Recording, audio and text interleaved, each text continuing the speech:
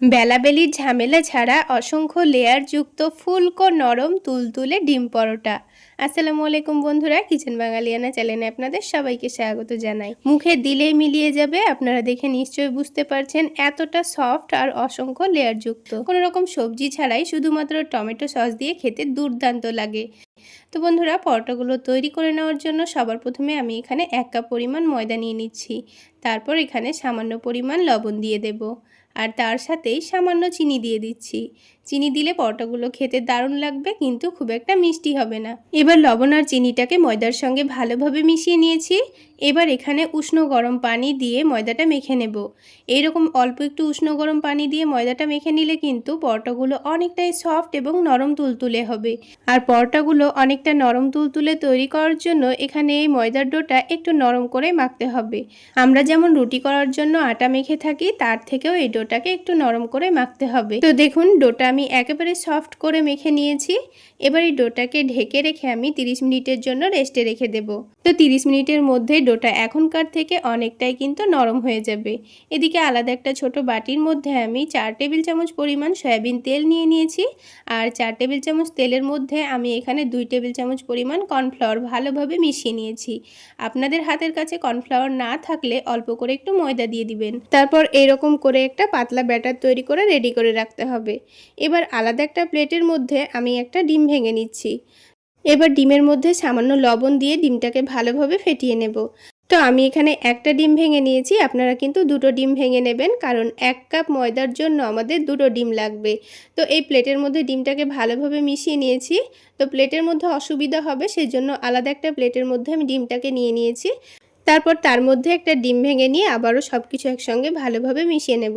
এখানে আমি ডিমের মধ্যে শুধুমাত্র লবণ ব্যবহার করেছি, তবে আপনারা চাইলে এখানে মরিচের গুঁড়ো, চাট মশলা, পেঁয়াজ কুচি, কাঁচামরিচ কুচি সব কিছু অ্যাড করতে পারেন।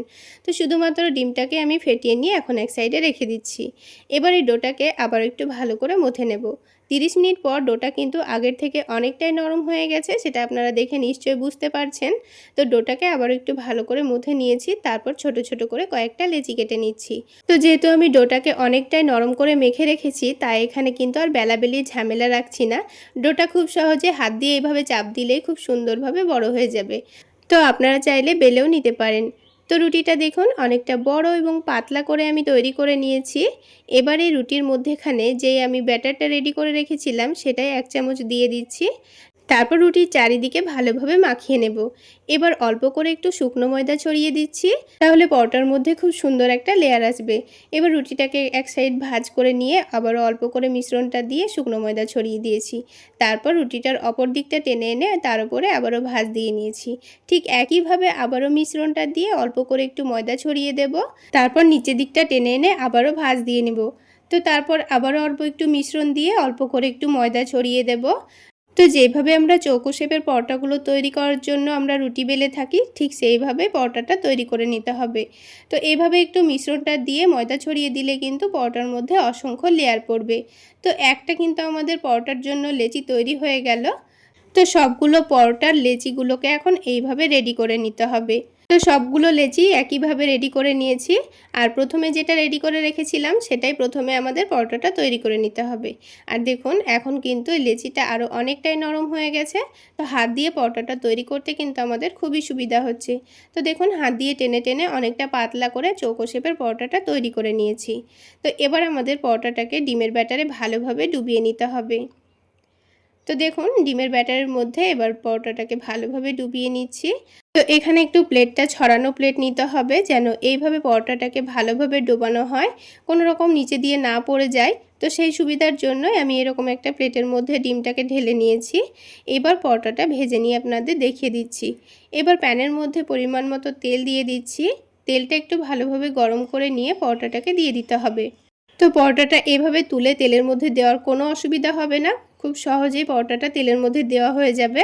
এইভাবে একবার ডিম পরোটা বানিয়ে খেয়ে দেখবেন, খেতে দারুণ লাগে।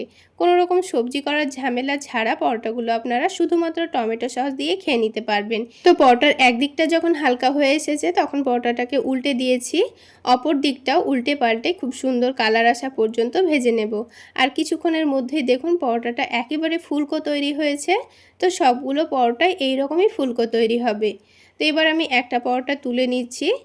তাহলে বন্ধুরা, আজকের এই ফুলকো নরম তুলতুলে লেয়ারযুক্ত পরোটার রেসিপি যদি আপনাদের ভালো লেগে থাকে তাহলে অবশ্যই একটা লাইক শেয়ার করে দেবেন। আর আমার এই সহজ রেসিপিগুলো যদি ইউটিউব চ্যানেল থেকে দেখে থাকেন চ্যানেলটি সাবস্ক্রাইব করে দেবেন, আর ফেসবুক পেজ থেকে দেখে থাকলে পেজটি ফলো করে দেবেন। তো দেখুন বন্ধুরা, একটা পরোটা আমি আপনাদের ছিঁড়ে দেখিয়ে দিচ্ছি। দেখুন কতটা সফট নরম তুলতুলে হয়েছে, আর এর মধ্যে কতগুলো লেয়ার খুব সুন্দর বোঝাও যাচ্ছে। আর পাতলা পাতলা লেয়ার খেতেও কিন্তু দুর্দান্ত হয়। তাহলে বন্ধুরা, আজকে এই পর্যন্তই। সকলে অনেক বেশি ভালো থাকবেন, সুস্থ থাকবেন।